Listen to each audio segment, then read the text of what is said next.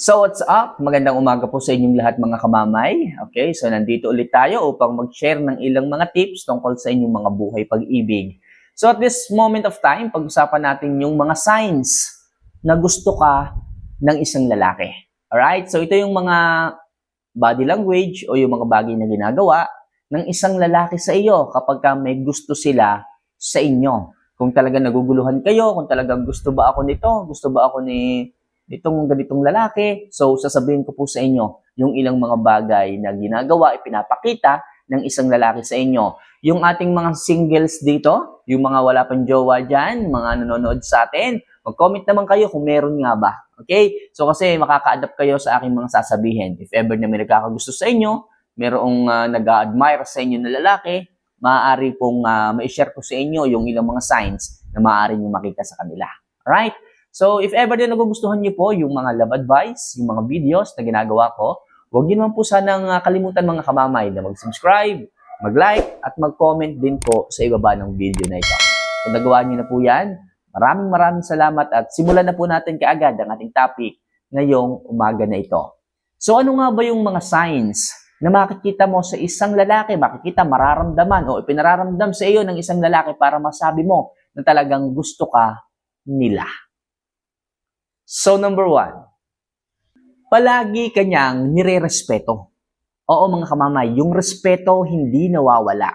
Okay? Pag sinabi mo na may gagawin ka, nire-respeto ka niya. O sige, sa isang araw na lang kita yayayain. Gusto ko kasing lumabas sana. Kaso sabi mo nga, may gagawin ka, may uunahin ka, may pupuntahan kayo. Sige, okay lang. Okay lang sa akin. Nire-respeto ko yung kasagutan mo. Ayoko na makaabala. Sa akin lang naman, kung meron kang pagkakataon. Ang sa akin lang naman kung may free time ka. Pero sabi mo nga, busy ka, may gagawin ka. Sige, okay lang. Next time na lang.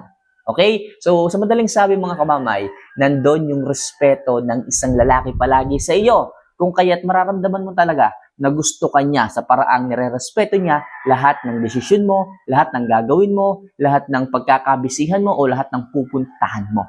Alright? So, maliwanag tayo dyan. So, next. Kapag palagi siyang nagpaparamdam o nagme-message sa iyo. Yes mga kamamay, ang isang lalaking gusto ka, umaga pa lang may message na kaagad yan. Sigurado ko yung mga single dito, alam na alam to. Kapag po palaging may message sa inyo yung isang lalaki, alas 4 pa lang ng umaga, kita mo 3 na kaagad ang message. Nag-good morning, meron pang mga smileys yan. Kapag kaganyan, araw-araw na routine, kahit yung iba nga, hindi mo pa kilala yung lalaki. Ang dalas nang magparamdam eh. Ang dalas nang mag-message, mag-chat. Yung iba nga, tumatawag pa eh. Kapag kaganyan, naglalaan sila ng oras, naglalaan sila ng panahon talaga. Lagi siyang nagme-message, eh talagang malaki yung chance na may gusto at interesado sa iyo ang isang lalaki kapag kaganyan mga kamamay. Okay? So, maliwanag tayo ha? So, next. Madalas kanyang ilibre. Oo mga kamamay.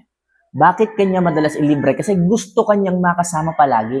Kapag lagi niyang sinasabi na, halika, labas tayo, libre kita. Mga kamamay, ganyan po ang mga lalaki. Ganyan po ang isang lalaki sa isang babaeng gusto niya.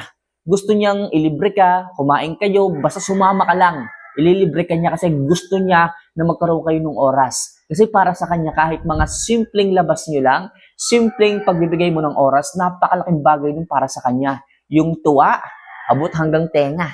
Hindi mo maipinta ang itsura niyan sa saya. Kaya mga kamamay ha, kung inililibre ka niyan, kahit wala siyang pera, inililibre ka niya kahit sa fishbowlan, eh talagang gustong-gusto ka niyan. Malaki yung chance na may gusto sa iyo ang isang lalaki. Alright? So next. Kapag ang lalaki ay palaging nagpapakita ng concern sa iyo. O, kamusta ka na? Okay ka lang ba nung nagsimplang kayo sa motor? Oo, may nararamdaman ka mong sakit sa katawan ngayon. Ano, kamusta ka? Tapos yung iba, sinasabi pa dyan na huwag ka magpapalipas ng kain ha. Alam mo naman, mahirap na. Baka magka-ulcer ka, magkasakit ka pa. Yung iba, sinasabi rin na, uy, magpahinga ka na. Lalim na ng gabi. Baka mapuyat ka. Alam mo naman, masama sa babae nagpupuyat. Kapag kayong nagpapakita ng concern, palagi sa iyong isang lalaki, positive. Malaki yung chance na gusto ka niyan. Okay?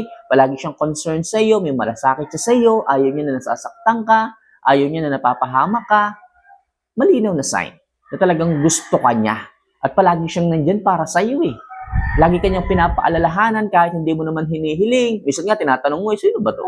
Dahil pa rito ang tatay ko sa pagpapaalala. Ganyan po talaga ang isang lalaking gustong pumasok sa buhay mo at talagang gusto ka niya. Palagi nagpapakita ng concern, palagi nagpapakita ng malasakit. Okay? So next, palagi siyang pabor sa mga opinion o suggestion mo. Sa lahat ng bagay mga kamamay, kung matatandaan nyo, wala sigurong kinontra ang isang lalaki sa mga sinasabi mo, sa mga opinion mo, sa mga suggestion mo sa kanya. Okay? Halos lahat okay lang. Halos lahat pabor. Halos lahat maganda para sa kanya. Ganyan po ang isang lalaki. Ayaw ng isang lalaki na sasama ang loob mo sa kanya. Kung kaya't lahat ng sasabihin mo, lahat ng gusto mo, kung gusto mong mag-rides, kung gusto mong mamasyal, oo lang siya ng oo. Ride lang siya ng ride basta kasama ka. Pero tandaan nyo, kadalasan, sa una lang ito. Kadalasan, sa start pa lang ng getting to know each other, nangyayari lahat ng to. Kaya mga girls, samantalahin nyo na. Samantalahin nyo na hanggat pinapaboruan kayo ng mga lalaki. Samantalahin nyo na hanggat pumapayag pa sila sa mga gusto po ninyo. Pero pagdating ng ilang taon ninyo, halimbawa sinagot nyo na, 5 taon na kayo, darating yung time na kayo na yung maghahabol, kayo na yung magre-request palagi. Kaya sa umpisa, talagang ganyan ang mga lalaki. Talagang sa umpisa, lahat ng pabor, suggestion nyo, papaboran, hindi sila tumatanggi. Ganyan po ang pagpapakita ng pagmamahal, ng pagiging interesado sa inyo ng isang lalaki. So next, kinakausap ka ng mga kaibigan niya kahit hindi mo naman ito mga kilala. Magugulat ka na lang kamamay. Sino tong mga to? Ba't kinakausap ako? Tatanungin ka nung isang lalaki, oy, ikaw ba si ano? Oy, ikaw ba si ganyan? Ay, ang ganda mo pala. Ay, ito pala yung ano? Alam ko na. Madalas tong ulitin sa akin ni ano. Kapag ka ganun mga kamamay, madalas kanilang kausapin, kasi nga ini-interview ka pa, taga saan ka, kanino kang anak, ilang kayong magkakapatid, nung mga kaibigan niya. Pero magtataka ka, sino ba tong mga to? Hindi ko naman to kilala. Okay? Siguro na ikukwento ka nung lalaki doon sa kanyang mga kaibigan na ganito, si ganito, ito yung gusto ko, ito yung babae pinapangarap ko. So ganun po, madaldal po ang mga lalaki kapag meron silang nagugustuhang babae, kaya kahit yung mga kaibigan niya talagang kinakausap ka, magtataka ka na lang kasi ganun po talaga ang isang lalaki kapag ka-interesado sa iyo. Ibinibida ka, minsan marites din yung mga yun eh. Okay, tandaan nyo yan mga kamamay. Okay?